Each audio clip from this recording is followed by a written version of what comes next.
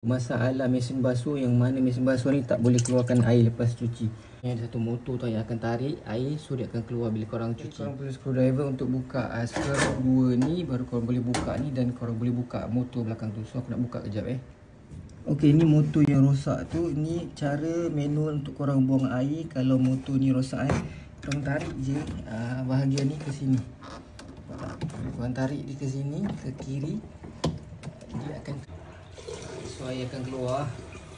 So korang boleh nampak air dah habis. Lepas tu korang boleh baringkan mesin dan buka motor dan korang tukar. Okey, lepas tu korang ada 3 skru yang perlu korang buka. Satu letak tak, lepas tu klip ni just korang tarik je macam ni. Korang picit, korang tarik keluar.